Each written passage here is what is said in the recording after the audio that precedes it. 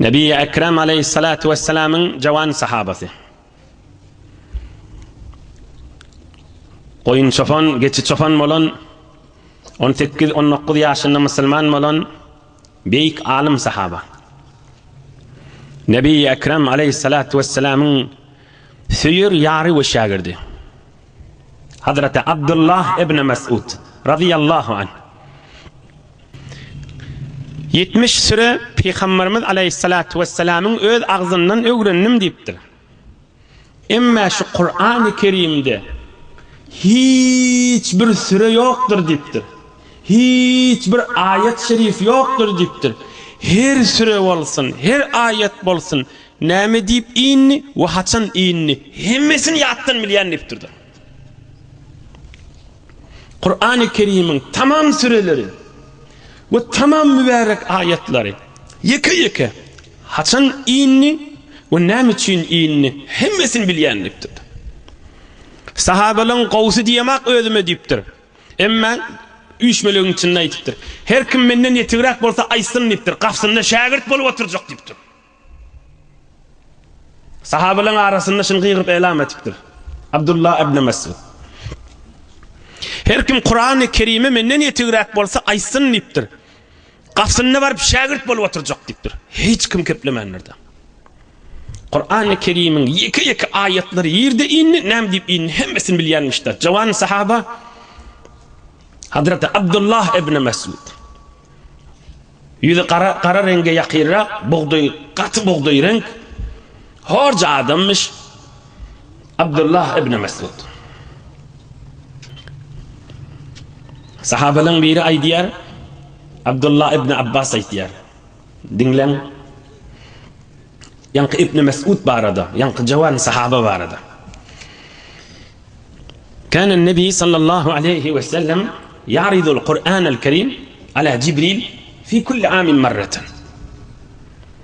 Her yıl bir gaytar Peygamberimiz aleyhissalatu vesselam Cibril ferişte kullu Kur'an-ı Kerim okap berýärmiş. Cibril ferişte de dinläp oturýarmış. Şuna hal bir şagirt ustadyna ya iki hem klas biri-birini, klasdaş biri-birini okap berýär, o da dinlemýärmi? Şonuň ýalyna. Her yıl şu yılın boyunca Peygamberimiz aleyhissalatu vesselam Kur'an-ı Kerim'i Cibril ferişte okap berýärmişdi. Ey cemaat, bir azamet görüňler haşyla. Bir nur görüňler haşyla. Emma Peygamberimiz aleyhissalatu vesselam ahirki mübarek ömründe 62-nji 3-nji ýaşynda Cibril ferişte 2 gaýtar okap berdir.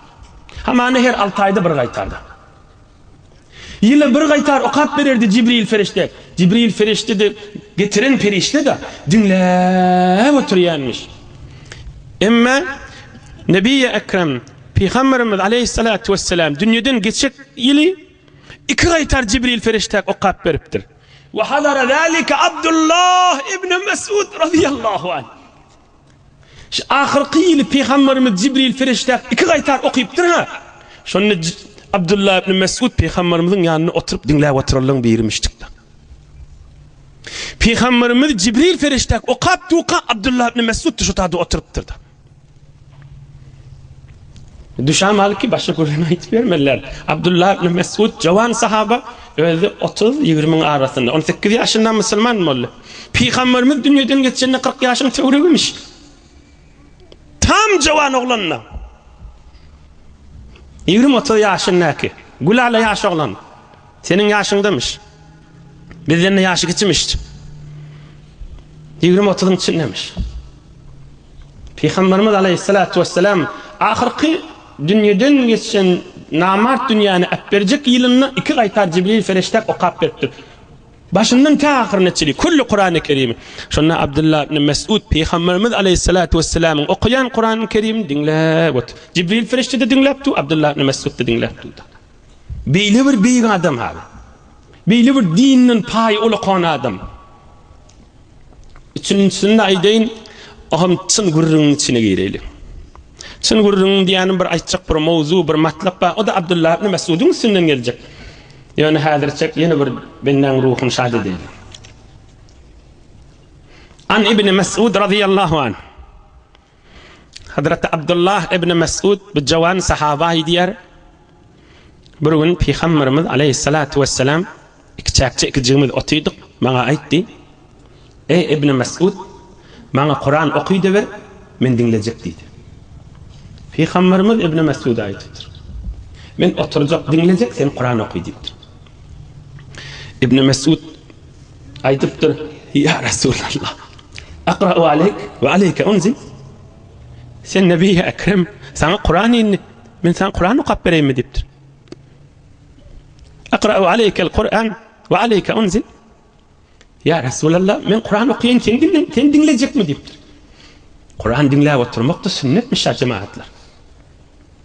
Nebi-i Ekrem aleyhisselam aydıptır. Eştehi en esma'ahu min gayri. Özüm Kur'an'ı başka kişi okudup dinleyip oturasım geliyor deyiptir.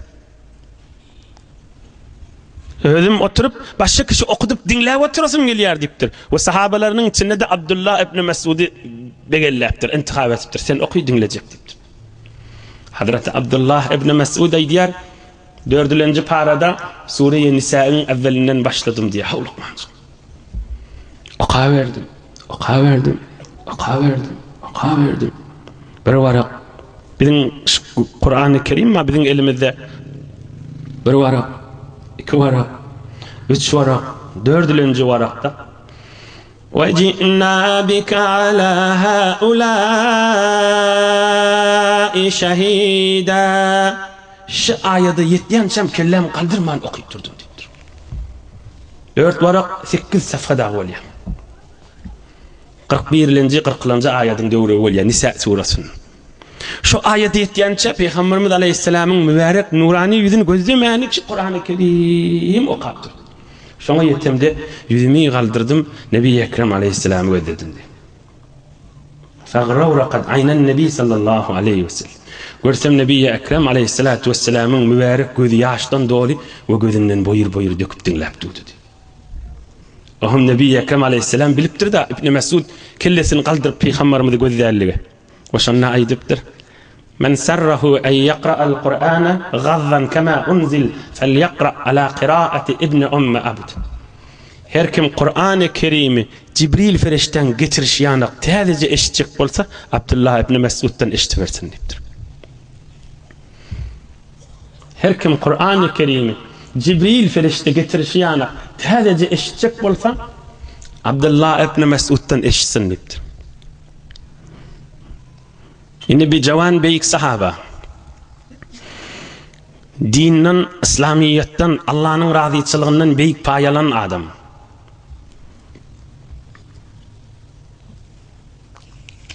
Abdullah ibn Mesud bular cemaatler bilimlimiş ama bilimlerine amel etyenmişler.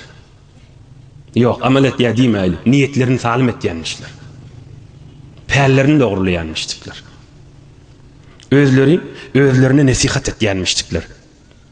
Ey ibn Mesud, özüne şeytip kurun veryenmiştikler. Ey ibn Mesud, diline gayim mol, birini azalık hep aydama deyip özüne nesihat etyenmiştikler. İşte bir gurrun aydeyin, ey cemaatler, ey yaşoğlarlar, ey hacı dedeler. Her kim, hiç kim görmeyen vaktinde, halvatında, ibadeti, hiç ibadeti yok bolsa, hiç vakt hakikat musulmançılığı yetip bilmez. Şunu mekan billah kalın. Her kim, hiç kim yok vaktinde yekocöydü. Meni hudayim görüptü deyip, bismillahsinne, özünün salavatınla, özünün namazınla, yekocöydü vaktinde da, hudayim yada salyan adam, hakikat musulmançılık ve hakikat imana pay alıp dünyadan geçecek adamdır inşallah. Bir ulukun din almadır be. Qaytay deyin. Biz hep bolup tuya bu kadar pakş bolup tuya yayrap şu mahalla sözümüz. Başka yurtlarda gezip veren, başka yerlerde işlep veren güloğlarlar. Her yerlerde olsun. Şu yatacak bolunna hiç kim eşitmeyeni. Bismillahirrahmanirrahim deyip canı bilen Hudayin bismillah diye aytyan adam iman nuru bilen gidecektir dünyadan. İman nurunu dağıtıp hakikate yetecek adamdır. Ya şu uqut tutyança Allahümme salli ala Muhammed ve ala ali Muhammed Sellim ala Muhammed ve ala ali Muhammed. Allahümme barik ala Muhammed ve ala ali Muhammed. Hiç kimin haberi yok. Yönü bilye Hudayı bilen kepleşipti. Şu iman nuruna yetecek adam ya yeten adamda. Emme adam görmeyecek yerine aslen hatta Bismillah'sini doğru etmeyen olsa aslen bir bername, bir din, bir Müslümançılık öyle bilen Hudayı'nın nuru bilen işi yok olsa iman hakikatinden dağıtmayacak adamda. Ve adamlar öğlerine nasihat etyenmişler. Abdullah ibn Mesud Safa dağının üstündemiştir. Hac ediptir. Safa Marwan arasında yortuluyor da Safa dağının üstüne çıkıp bir gaytar lebbeykan aytıptır. Lebbeyk Allahümme lebbeyk deyip lebbeykesinin aydakına kenara çekiliptir ödüne aydıptır. Ya lisan kul hayran tağnem ev ismut teslem qabla en tendem. Ey İbn Mesud diline gayim ol paçavla ve turama birine azalık kep aydama gıybet töhmet edama dilin menen dininden tayama dilin çekmesen haram sözünden belli bibat bolur dinin gıybet keş dilin çekmesen haram sözünden belli bibat bolur dinin gıybet keş dinin gıybet keş dinin gıybet keş Mahtumul İşan aytdı. Dilin çekmesen haram sözünden belli bibat bolur dinin gıybet keş dinin hava bilen gider diptir dinin tozan bilen gider diptir diline gayim boluptur. Abdullah ibn Mesud ödüne aydıptır. Ya kaviyini keple. Ya kepleme otur. Sonra yoksa kat ökünürdün diyenmiş. Ama bir min eşittir. Näme diptir Safa dağının üstünde keplaptın ödünden bir zat aytyan mı yaşı vardı Peygamberimizden bir derman söz eşittin mi diptirle. Eşittim diptir. قال النبي صلى الله عليه وسلم إن أكثر خطايا ابن آدم في لسانه Nebi Ekrem Aleyhisselam aydı. İnsanın köplerçe tayyan yeri, yanşıyan yeri, günahsını yükün ağrıltayan yeri dilinin üstünde deyiptir. Dilinin üstündeken yanşıya deyiptir. Abdullah ibn Mesud'un bir giyeceki görürün şunun üstüne. İbn Mesud aydıptır, Peygamberimizden eşittim deyiptir. Leysel mu'min bi ta'an ve la bil'an ve la l-fahişel bezi. Ravahul İmam Ahmed. Müslüman onun bunun için yakıp bağrından geçiriyen bolmaz deyiptir. Müslüman onun bunu qargış etyen bolmaz deyiptir. Müslüman gelişse gelişmese paçavla oturan adam bolmaz deyiptir. Ey cemaatler bir de gerek görün. Müslüman hırçılladıp içinden geçiriyen bolmaz deyiptir. Müslüman qargış etyen bolmaz deyiptir. Müslüman gelişte gelişmese ağzına geleni akkara gelse daşarıp oklap duran bir Türkmen paçavladı diye. Paçavlap duran bolmaz deyiptir. Müslüman etmellal, Müslüman büdüre bolmallal. Yani ey cemaatler, ey Müslümanlar, Müslümana azalık kep bada on boynalmalı. Müslüman azalık kefi eşitmeli, çare yok. Asla çare yok da. Onun için sen şu mahal ak nasihat eşituatin Abdullah ibn Mesud'un gurrunun bereketi bilen dinlep wagzlantın. Waq ol sana azab veriyen ya ol bir Müslümanı azab veriyen bir kim eşitsin şunu o dinlene. Dert ştayı yüreğin yakyan yer ştayı. Waq o eşitene dinlene. Oham inni o dinlemeyenmiş. Özü biliye. İnni sana azalık hep geliyor da sen dinle. Sen bidar rahim eziyet vermedin. Kur'an okuyupsun, vaqt eşitipsin, nasihat eşituatin. Yok men azab vermerin diyen. Azalık hep eşitiyen men näme etmeli. Yine de dinle Abdullah ibn Mesud'dan ve cavan sahabadan. Nämen görürüňenne bak azalyk hep gelýär da. Gelýär gulagyňa girip dur ýüregiňe baryp sançýar.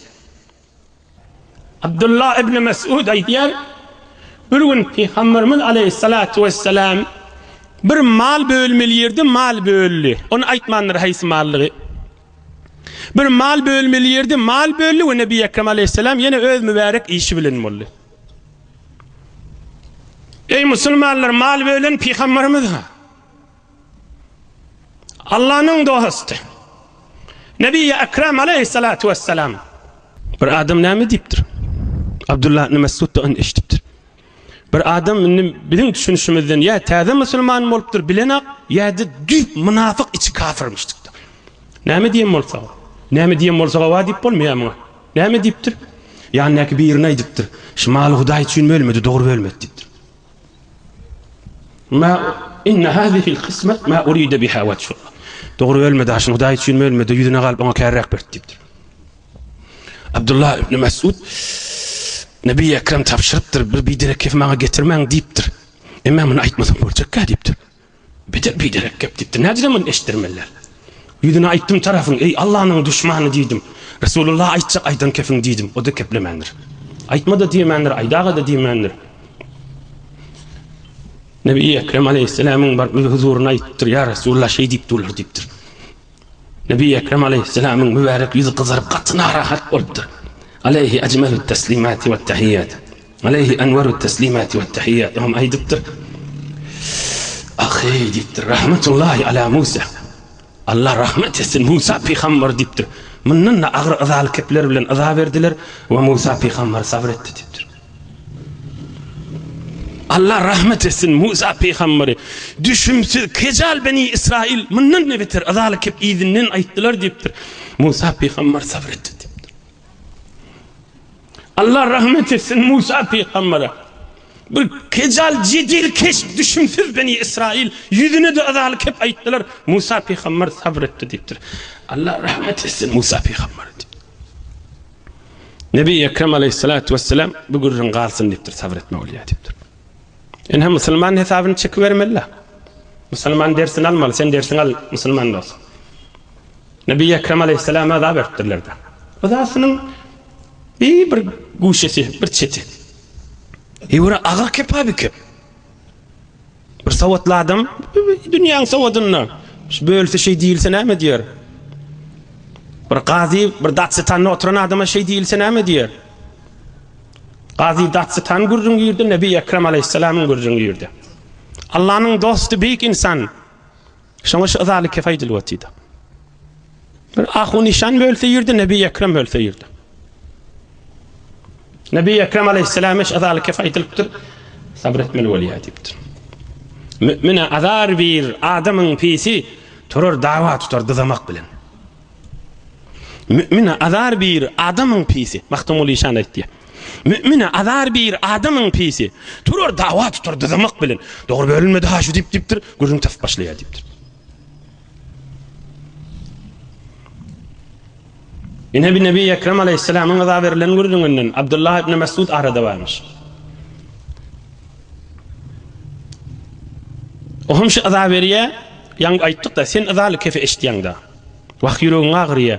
Allah sana padaş versin. Allah sana kuwat versin. Allah Azze Celal'den dileyen azaly kef eşdiýän adamlara, azaly kef eşdiýän denanalara, azaly kef eşdiýän erk adamlara, Hudaýdan dileyen Allah şolaň ýüregini göň ýaly giňetsin. Allah şolara kuwat versin. Allah şolara sabr versin. Hudaý şolaň padaşyny uly derece versin. Bir adam ya diýişini görtdir ya huşyny, oň menen işimiz ýok. Bir adam bir owaň çetinden geçip barýarmyş. Ol owada şu ýurtda, şu mantagada ekrançylyk bişen wagtym içdik, yeten wagtym içdik. Arpa buğday hey bişipdir. Yani doldurypdyr. Ýagyn ýagyp taşynyň şeppigini aýrypdyr. Günne çykypdyr. Şygyrdap du orak degse orjak. Teýýar ormaga. Erti ekin oror sip owaň adamlar gözleşip duranmyş. Bir de hayran galyp gözläp du mihman adam da. Owaň adamsy üýşipdirler, ekini otlak göbertdirler. Samany bilen bile, dänesi bilen, hoşasy bilen bile hemmes kul bolupdyr. Bu nätdiýär ey adamlar diýipdir. Bulan dengesinden geçipdir. Bu evde bir yaşlı adama satışya. Men şu tüysü adamları gördüm diye. Bişip duran, ormaga teýýar bolup duran ekillerini otlak göberdiler diye. Ohum ol yaşlı diýipdir. Düşünmedinmi şoňa diýipdir. Düşünmedim diýipdir. Onu bir adam bolar diýipdir. 30 ýaşaýança, 40 ýaşaýança, 50 ýaşaýança, 60 ýaşaýança edipli, namazly, hac etýär, soňa wiş etýär. Soňralarda bir biderek adamlar bilen oturuşyp aýyrsa näňe Hudaý boljakmy, peýgamber boljakmy? Nätirip beňiz diýip Dinden çıkýar dipdir. Ahir ömrüni ikini otladı ol adam dipdir. Dünya ahiretin keştu karıdır. Tohum seçeveri naga yatipsen diye mahtumul yaşan. Dünya ahiretin keştu karıdır. Ekrançılığın ormalı vakti yetip geliydi. Qarrib bariydi. İşte ölü ormalına sevabın padaşını görmeli. Otlak göbertir. Allah Zülcelal hemmemiz akıbet bir hayır etsin. Bu adam yankını görtür. İngelerinden geçiptir. Yollu başı bir gengat görtür. Yollu bir adam görtür. Ulu kondaşı kucaklap götürecek görtürülmüş. Şunu çıkılıp kucağına sığıyan mı olmalı, götürüp bilmeyen mi olmalı? Yok, esin kıymıllatıp bilen hak diye daşı. Bay özünü ağram salttır, daşı kıymıllatıp bilmeyendir. Bu adam göz yaptı, o da daş götürecek borttu. Yankı daş götürecek bortturan adam beyirrek gidip, ona göre yeni bir kiçengrek daşı götürakını, yankı götürüp bilmeyen daşının üstüne koyuptur. İndi neçe daş oldu, neçe sakra oldu, iki olukon daş oldu. Deslap kısına kozgadıp bilmedi. İkincisi olukon ağır daşmıştık, şunun üstüne koyuptur. Ama inni ikisini kucaklaptır, ikisini bilecek kozgadıptır, yönü götürüp bilmeyendir. O da bir daşı kıymılladıp bilenek. İnni iki daşı denne rahat kıymılladıptır, yönü götürüp bilmeyendir. Şu önkü kıymılladıp bilmeyendir on daşının üstüne ha. Vahbi bulmat deyiptir. Beyirrek gidiptir, yönü vur götürüp bilecek daşını getirakını 3 daş etiptir. 3 daş olandan sonra etiğinden götürakını üstünü götürüp uğraverdir. Kellemçeken hakkına deyiptir. Şu bir daşı götürüp bilen hak deyiptir. Zor bilen götüren 2 daşını üstüne koyup 3 daşı rahat götürüp uğradı bile adam. Evrak barttır. Bir it bağışlan bir kancık yatanmış. İtin orkaçısına Türkmen kancık diye. Kancık yatanmış, suyun. Ama kancığın yanından kişi küçükle, gücüğün sesi geliyor mamalı. İtin kişiciğine gücük diye Türkmen. Ken gücüklüğün sesi geliyor mamalı. Bu adam da anlayan mamalı. Bu hayatta birce kancık yatı, gücük yok, onunla da gücüklüğün sesi geliyor. Yakşı sin etiptir, esevan etiptir, göz yaptır. Görse kancığın hadir dünya gelmedik, gücüklüğün sesi geliyor. Görse kancığın içinde hadir dünya gelmedik, gücüklüğün sesi geliyor. Ne dayıt bir deyiptir, heyran kalıptır. Önkü daşı bir de bir itin gördüğünü. Kancığın içinden dünya gelmedik, gücüklüğün sesi geliyor. Aham evde yaşula sataşıptır da. Yaşula sataşıptır, ol ekina ediptir, ekina açıklap veriptir. Onu o daş ne oldu deyiptir. Düşünmedin mi şunu deyiptir. Yok deyiptir. Bir Müslüman adam bir olakon günah edecek olanına utanıya deyiptir. Şunu edecek oluyor, öyle aldırap etip bilmiyor deyiptir. Bir Müslüman adam şu olakon daş bir günah hesabına deyiptir. Olakon günah edecek olanına utanıya etip bilmiyor deyiptir. Onun başka yerden başka bir günahını, bir doğasına, boydaşına, bir filmi, bir daha da arlanakına başka günah et diye deyiptir. İni önkü günahını bir mi edecek oluyor deyiptir. İni onu kavşat kıyımlatıp başlar. Yine bir günah et diye. Oğlum günah geçsin ya deyiptir. Ulu günahları götürüp kesip rahatacak deyiptir. Şun misalla deyiptir. Sonra günahın içine gir ya deyiptir. Aslında günah ona ağırlığı da yok. Halan ulu günahlarını etip kesip deyiptir. O zaman bir günah edecek olanına ağır geliyor deyiptir. Ama inni 2 günah, 3 günah vardı. İnni rahatacak halan günahını etip kesip aslında fikrine de gelen hak deyiptir. Gerişin aliye vaylap be günahlarını deyiptir. Müslümanın günah etmek misalla deyiptir. Müslüman günahını arttırsa biderek bolýarlygynyň misalla deyiptir. Onun kancıgyň gürrüň näme içinde güjüň sesi var. Şoňa düşünmedingmi deyiptir. Belli zat ki deyiptir. Türkmen kerwan geçer diýende kim ýürer, näme ýürer diýip, it ýürer diýip. It ýürse haky wa diýilipdir, görýär diýipdir. Kancıgyň içindäki güjük görenak ýürüpdi diýipdir. Sataşanak ýürüpdi diýipdir. Hiç de bilenak ýürüpdi diýipdir. Häzir dünýeden habar ýok ýürüpdi diýipdir. Bidirek adamyň misaly diýipdir. Görenak, eştenak ýürüpdi daşdan diýipdir. Kancıgyň misaly diýipdir. Kancıgyň içindäki güjüň misaly diýipdir. Belli jirak gibi diýipdir. Kancıgyň içindäki güjük häzir daşary ýeni görenak ýürüpdi içinde. Bir adamlar görýänler diýipdir. Häzir bir neçe adamlar häzir görenak, häzir saçaşyp görenak. Yani şu duran o basınna, o toğunna oturan yerine üyürüvati deyiptir. Vank kaçıp deyiptir. İtta deyiptir. İtta deysen yine ganimet deyiptir. Häzir dünya gelen hak deyiptir. Göz açılan hak häzir deyiptir. Hiç de bilen hak häzir deyiptir. Üyürüptü deyiptir. Enesinin karnının içinde deyiptir. Yükünertirýän adamlaryň misalyla diýipdir, düşünmesi boljakmyşyň diýipdir. Inhe din, iman, musulmançylygynyň mana görjüňlerinden. Hazreti Abdullah ibn Mes'ud radıyallahu anh, büyük alim sahaba ve Nebi Ekrem aleyhissalatu vesselam'a bir adam üýrýärligini bilmezden gelen, gözü açılmazdan gelen, kanjyň içindäki güjük ýanak bolup üýrüp duruşun eşitip çyda bilmän Nebi Ekrem aýtypdyrdy. Müslüman adam ýene aýdýan, "Wagt sen wagt eşitip otyň, iki dünýäň abat bolsun. Sana Hudaý kuwat bersin." Emma ol eşitenak ýene de şu görüňleri. Eger çyn eşitse, birime ululuşy berse, "Wa men kan üýrüp durun, Hudaýa men bagşla" diýsin. Tarafı da bagşla diýsin. Kimiň ýyzynyň üýren bolsa, kimiň ýyzynyň wankıran bolsa, kimiň ýyzynyň uwlayan bolsa, bagşla diýsin. Bilmänçik bolup gider, ýüzüniň suwy ýok bolsa. Ýüzüniň suwy bolsa bagşla diýer. Ýüzüniň suwy ýok bolsa bilmänçik bolar. Şunu bilsin, şo bilmänçik bolup gider. Emma Allah bilmänçik bolýanlardyr. Yaman ölpälinden tapýanlar. Şikefi eşsin eşitmesin, bir din yürüýär ol. Allah'ın uğrudan çark ol. Bir ulu kont çarkı asfalt yol bejerýän galtakly we ýolun geçip barýaka öý titriýär. Amany bir garynça şoňa öňe geçirmerin men nice elinden bir zat gelermi? Mysalla görünmez defelenip geçende. Indi bir insan Allah'ın aýlan çarkynyň öňe geçjek bolmur. Çark aýlanyp gider. Çark aýlanyp gider. Aýlananda nury bilen bile gitsin.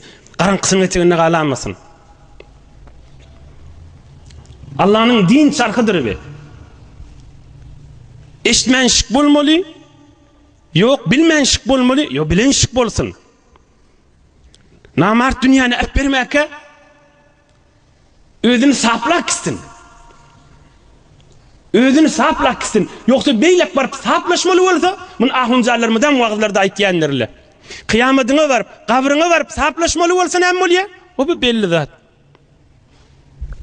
Sen nimeyin, şol adamın soğabını ol tarafa vermeli, razi etmeli, pula yok verir yani. Soğabı yok bolsa näme? Ol tarafın günäsinden muňa yüklemeli. Yine bir saplaşma. Yöne agla oturmaly ýolda ýokda. Emma şu mahal meydanna. Müslüman yöne azalyk kip işdiýärler jemaatla.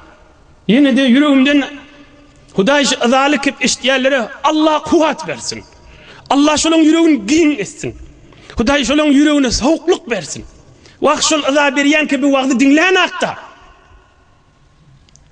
Zol sakırdapdy, zol paçawlapdy, dinlän ak. Bir dilini gysyp bir kulak assa adam boljak. Ýok, perişte boljak. Oglanjyk eşitýär kepleýär. Oglanjyk eşitmese kepleýär bilen ak. Oglanjyk eşitýär kepleýär. Yani dinleýär, hem men şoň agdyny ökünýini kepleýär. Bir de bir dinlese gowyny keplejek. Wagt dinlän ak, ondan soň gowyny keplän ak. Mudan bir derek çykýar agdyndan. Belkim eşitsin, belkim onda Allah kursagyna nuri iman uyup namardy äp bermäke, belkim o da tawbe bilen gitsin. Bir gece Peygamberimiz aleyhissalatu vesselam menen biledik diye oham bir dağın etegini üýşipdik diye.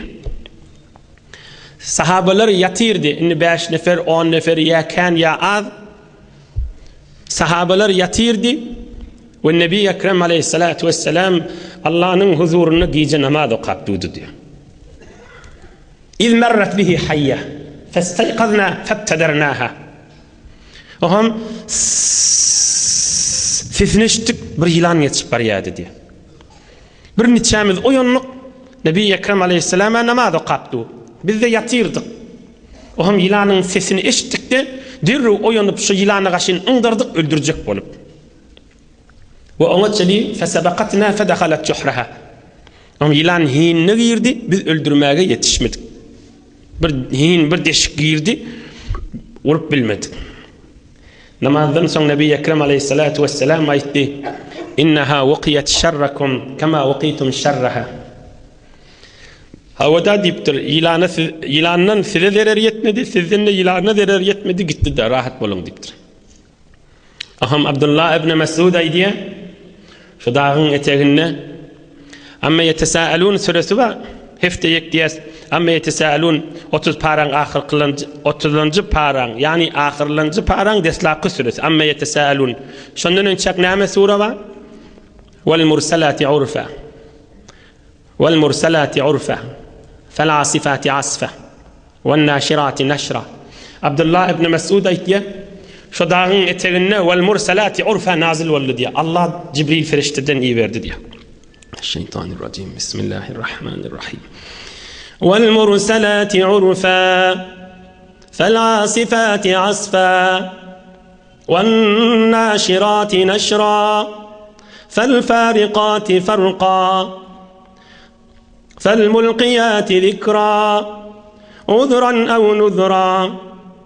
إنما توعدون لواقع فإذا النجوم طمست وإذا السماء فرجت وإذا الجبال نسفت وإذا الرسل أقتت لأي يوم أجلت ليوم الفصل وما أدراك ما يوم الفصل ويل يومئذ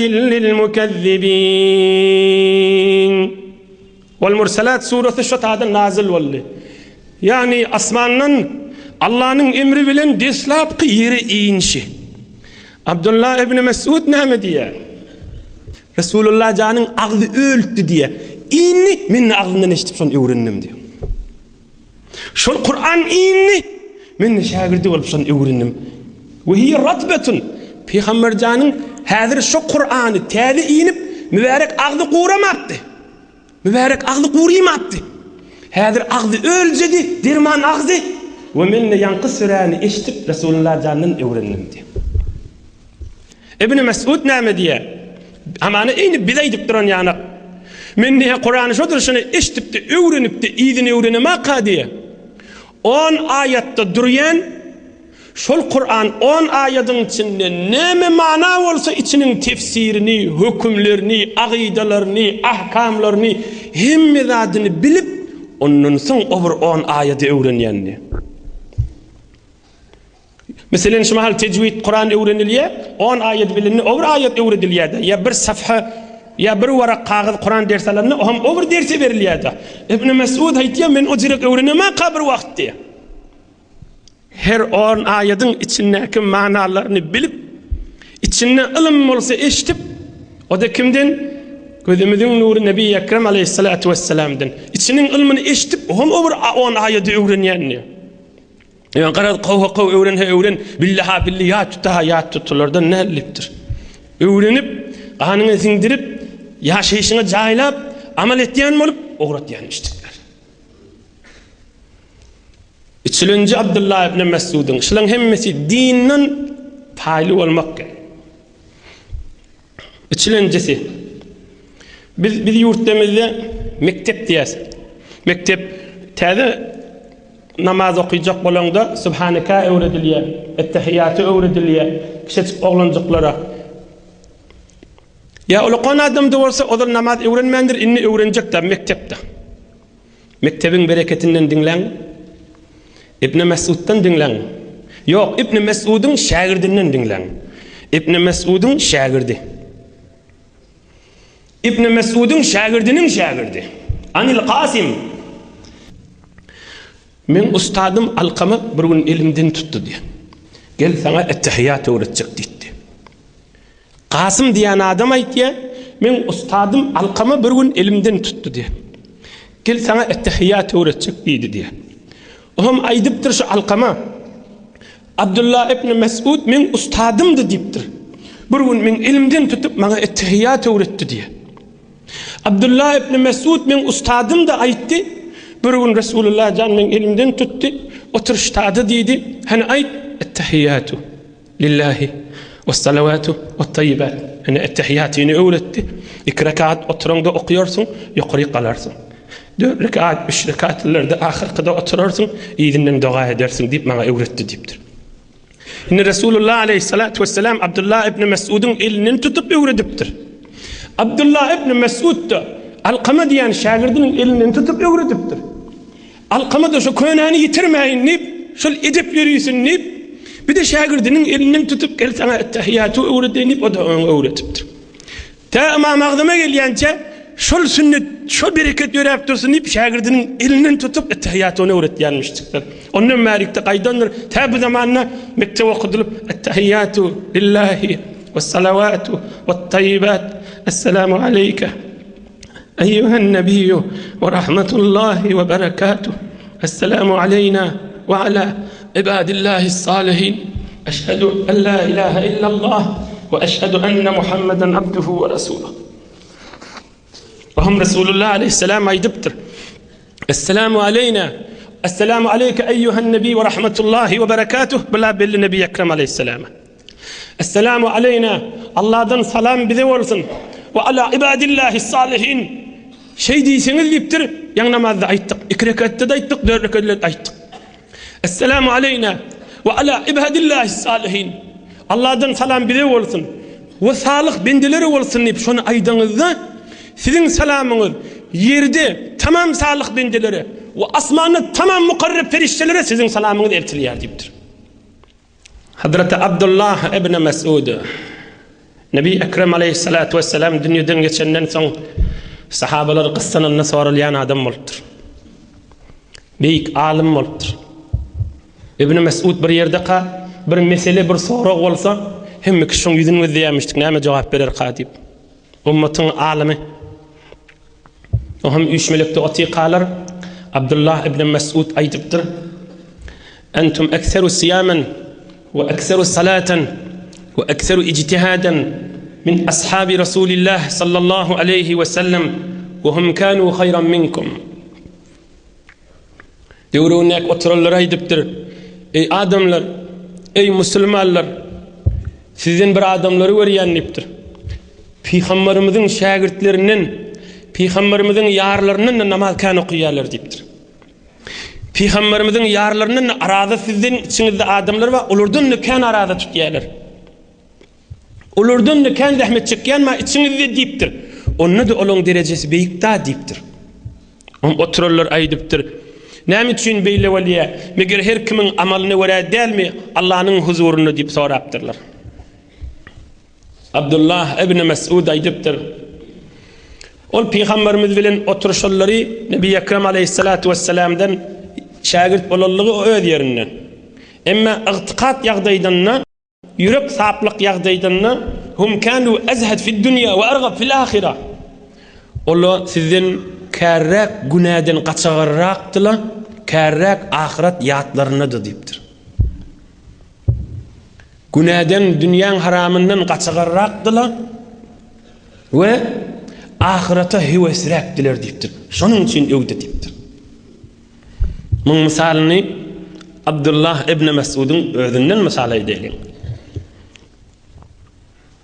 Jalasa ibn Mes'ud radiyallahu anh fi s-suq yabta wa ta'aman. Ruun bazarda buğday satyn alypdyr. Öz ime içme çöregini. Buğday alypdyr. Pulun mermeli bolupdyr. Pulu egin başlarynyň içindemişdik. Fatalaba ad-darahim fewajadha qad hullat. Bartdyr görse daňygylja egin maşady barmışdykda. Şoň içinde pul jadyny goýupdyr. Görse şu egin maşyny bir açypdyr, içinden pulunu alypdyr. Yani ogurluk bolupdyr. Faqala laqad jalastu wa innaha lama yanjışın duuljedi diýipdir. Goşadynyň duuljedi içinde pul jadyny bady diýipdir. Utançly bolupdy da. Oham otururlar, söwmäni dürtdirler, gargyş etmäni dürtdirler, lanet etmäni dürtdirler. Allahumma qta yadasarib, Allahumma fal bihi kaza. Ey ilgurisin alanyň, ey burnun gelsin alanyň, ey näme bolsun alanyň diýip Abdullah ibn Mes'ud aýdypdyr, beýdimäň diýipdir. Men dua etjek şu akidenin hakkını diýipdir. Allahumma in kana hamalahu ala akhdiha hajatun fabarik lahu fiha. Ve in kana hamalatu jara'atun ala adh-dhanb faj'alhu akhira dhunubi. Hudaýa diýipdir. Eger mahşer meydanynda menden soralsar diýipdir. Men malyň eýesi diýilse, men şu dünýede duam şoňa şe. Qıssany balan bolsa Hudaýa şoň malyna bereket ber, qıssanmasyn diýipdir. Kıssan mani özü günah edip, özü tibigatı biderek bolup günahkarlıktan alyan bolsa, Hudaya şu malymy ally indemeýlek ogurluk etmesin, men haýyrdaňam şoňa şu bolsun diýipdi. Rahmetike. Ahyrky eden bilip eden günäsi bolsun şoň diýipdi. Kıssany balan bolsa, çäresini utar balan bolsa, şoň malyny bereket ber diýipdir. Indi bir ogryň ogurlygyny heweslendirdi däl, benden özüniň saplygy Allah bilen arasyna we belki ahirete göz tutdy. We şoňa da rahmet ýa günahkarlygynyň çyryp. Hudaýa şi edin günäsi ahyrky günäsi bolsun, inni günah etmesin şo diýipdir. Men etjek haýyrdaňam şu bolsun diýipdir. Garşy etbermeň, lanet etbermeň diýipdir. Gadryny bil sadece açyk-açyk Dirman Resulullah janyň çöke düşüp şagirdi bolan adamlaryň kıssasynyň üstünden ak nasihatlar aýdylyp öti, tutan adam gönünen adamdyr. Ey adamlar diýipdir İbn Mes'ud. İmma bolmaň diýipdir. Ohum ýanyna otururlar aýdypdyr, imma'na mulya diýip. İmma diýdigi inma'an nas. Şol adamlardan bolmaň, haýsy adam? Onu bir adamla bolýanlar diýipdir. Men bilmeýän, men adamla bilen, adamla musulman bolsa men musulman, adamla kafir bolsa men kafir. Men din men işim ýok. Ýöne adamla mescide barsa men barjak. Adamla namaz okuysa okuyacak. Adamla okuymasa okuýmaýan. Ama ana adamla iş kafir bolsa men ne kafir boljak. Men bir zatlar bilmeýän diýerlerden bolmaň diýipdir. İmma bolmaň diýipdir. Adamla musulman bolsa men de musulman bolup ýaşajak. Adamla kafir bolsa men de kafir bolup ýaşajak. Olardan bolmaň diýipdir. Kulak asın diýipdir. Kulak asın diýipdir. Gözüňizi açyň, kulagyňyzy gerin. Pikiriňiz bäri galyň diýipdir. İçiňizden özüňize käde aýtmaly bolar diýipdir. Ýadyňda bolsun diýipdir. Özüňe şunu jaýlaşdyr diýipdir. Alem jahanyna dinden çyksa, mena dinden çykmar diýip özüňe gaýymla diýipdir. Alem jahan dinden çyksa da men dinden çykmar diýip özüňe gaýymla diýipdir. Ta kıyamet gününde mahşer meydanına turarlarına imanlı adamların içinden turar yani. La yuvattinanna ahadukum nefsuhu. Özüňe jaýlaşdyr ýüregiňe diýipdir. Men dinden çykmar diýip.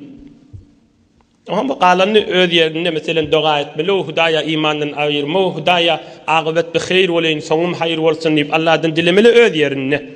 Ýöne özüň adamlar bir sürfek bolma diýipdir da, adamlar näme bolsa şu menne şo diýip ojretme diýipdir. Ýaş olanlar, jawan dostlar, din ulamalarynyň bir aýdan kefi bar. Bir oturdy, gowjatda pikir etdi wer, beter bir ýaş olanlary gerek. لو أن الحياة الدنيا من أولها إلى آخرها أوتيها رجل واحد. Yanlışmasam Hazreti Ömer'in kefibi. Aydıptırlar, şu kullu dünya birce adamın kovalsa. Sadarak Türkmençay deyli. Hamanı bir adam 1000 yaşasa deyli. Tamam hoşlukta şununla bağ olsa. Hamanı bir yerde bir adam varmıştık. Şu mahal 990 yaşa varıptır. Ömrü tünçadı gülüp geliyor. Hemme hoşlukları da edik geliyor. Yöne soğap yok. Heni dehret kılmandır. Heni mangrayı secde etmendir. Heni bir gaytar Hudaýa men bağışla diýmendir.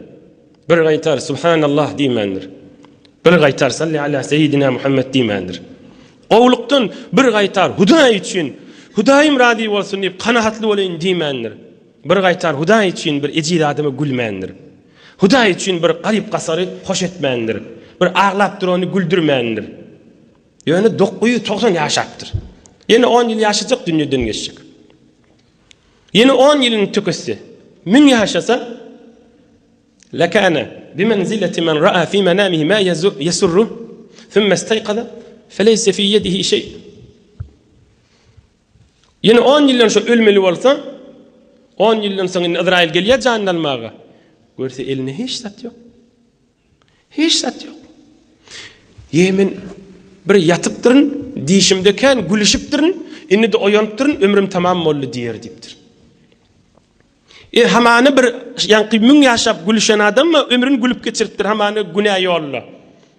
Inni ömrü tamam bolanna şoň pikirine şigeliye. Men bir yatıptırın, dişimde kov gülüptürün, bir dişinde bir dişirgeptir. Indi de oyanıptır, eyni şo bolla diptir. Bir adam dişinde her zat görse oyansa eline zatmam yoktu. İnsanın yanına kalacak zat sogabıdır. İnsanın yanına kalacak zat kalbinin nurudur. İnsanın yanına kalacak zat secdeden mağrayının nurudur. Dehretidir, hoş ahlakıdır, geçirimligidir. Hemsayasına iyiline günne eziyet vermediğidir. Eziyetini sabredilligidir. Bula gövermeyedi. Yankı adamdan bir peydası yok. Bunu İbn Mesud'dan işteydim. Beter mana kep yaş oğlanlar. Etedrune men meyyitul kalb. Birun İbn Mesud aydıptır. Eşittiniz mi? Yüreği ölü dip kime diyele dip. Yüreği kalbi ölü. Onu kim molya diptirli? Eynagat bidirek adam molya bir kalbi ölü. Ellezî la ya'rifu ma'rufen ve la yunkiru munkeren. Sogabı bilmeye, günah bilmeye. Buna narahat et ya adam. Kalbi ölü deydiği bir adam sogabı bilene, günah bilene aktı. Bir kovu işedenle sogab dilen iş yok, bir günah işedenle günahdır diye bir adını da düşen aktı. Kalbi ölü yani, yüreği ölü. Yani mün yaşamadan bir adam hoş geçirdi. Yüreği ölmüştük da. Bir adam yönük ölü olsa yatan yerine hiç sattı. Mün de yüreği ölü. Özünü gülýän kadiye, özüň hoş geçirýän kadiye. Emma şu ömür tamam bolanyny bilýär, eline hiç zat kalmady. Diş görüp oýanan ýaly boldy. Näme üçin ýüregi ölü? Ölü ýüregi diriltýän zat barmy? Ölü ýüregi diriltýänden şeýle Abdullah ibn Mesud'un bir kıssasyny aýdaryn inşallah. Ölü galp näme galp boldy? Sogab bilmeýär, günah bilmeýär.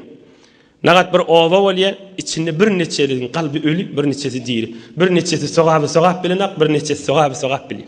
Ova bir öýüň içinde tafylýar. Bir öýüň içinde. Bir doganma sogab bilýär. Ýene bir dogany var, günah bilen akdy. Birji öýüň içinde. Erheleň içinde bolýar. Ya er şeýle ya hele şeýle de. Aslında sogab bilen ak, günah bilen ak. Ajip bir geň meydan. Allah'ın özü ahkamul hakiminna. Allah'ın özü hükmetçekti aralarında. Bir işlenýän yerde, bir karhanada bir tofar ýaş oglan işlepdi. Bir neçesinin kalbi ölü, sogab bilen, günah bilen. Bir neçesinin günah bilýär. Ýaňyşyp etse de ýüregi narahatda. Bir sogab edende de hoş bolýar. Bir sogab işetdim, gowy işetdim diýip. Elhamdülillah kalbi ölmändir häzir. Ýüregi ölmändir. Bir kargan içinde, bir klasın içinde bolýar, bir medreseň içinde bolýar. Klasdaşy wa kalbi ölü, klasdaşy wa özüniň kalbi dirdi. Sogab bilýär, günah bilýär. Kur'an-ı Kerim'de bir sure var, Luqman-ı Hakim diýip. Sure-i Luqman diýip. Şol Luqman Hakim ogluna aýdypdyr, "Jan oglum" diýipdir. Jalisil ulema ve zahimhum bi rukbatayka. Jan oglum diýipdir. Ulamalyň meclisine bar diýipdir. Ulamalyň oturşygyna bar diýipdir. Diýdiň menen tıkılış. Arapça zahimhum diye, Türkmen tıkılış diye. Tıkılış da sen de bir yerde jaýlaş diýipdir. Elhamdülillah ene tıkılış batýar. Zahimhum bi rukbatayka. Şu meclisi tıkılış da sen de bir yerine jaýlaş diýipdir. Fe innallaha taala yuhyil kuluba bi nuril hikme. Kema yuhyil arda bi wabilil matar. Jana olipdir. Yer ölü bolsa, nämenen dirilýär diýipdir. Rahmat ýagynyň çygy bilen dirilýär. Ýagyn menen dirilýär. Ölü kalpda ak nasihatlar, ak din gurrunlar bilen ölü kalp dirilýänler diýipdir. Kalp öllükden çykýar. Bu mübarek jelesede adam sogab bilýär, günah bilýär. Bu mübarek kıssalarda, bu mübarek derman gurrunlar insanyň kalbyny bir demir postlasa näme edilýär? Sümmada çekilýär. Şonu süka berende posa aýrylýar. Bu mübarek jeleselerde insanyň kalbynyň posa aýrylýar. Kalp saýgal tapýar. Kalp ýalfylýar da, sogab, bidat günah. Şonu saýgyrýar. Sogab bilýär, günah bilýär.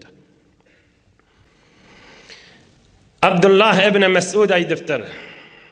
Yushiku men aşa minkum ay yara munkaran la yastati'u fihi gayra an ya'lama Allah Taala fi qalbihi annahu lahu karih. İşte bir zaman boljak diýipdir. Bir musulman adam bir neferin günah edip durullygyny görer diýipdir. Hiç zat elinden gelmeýär diýipdir. Ne berip eli bilen şu günahyny öne geçip bilýär. Ne dili bilen aýdyp başarýar. Aýdyra jaý ýokdy. Fakat bir zat galýar. Hudaý ýüregimden habary bardyr, mene şoň edin günahyna narahat diýip ýüregine şogalýar. Başga zat taşyna çykaryp bilmeýär diýip. Bir de özüne göre iman bol kıyamada gidecek diptir. Qaytay deyin. İşte bir zaman bolar diptir. Günah edilip durullygyny görer diptir. Ne elinden bir zat geler diptir. Hayt beýtme kaç dip. Ne dilinden aýdyp biler diptir. Hiç jaý ýok aýtmaga. Ýöne fakat Allah ýüregimden habar bardyr diýip geçip gider diptir.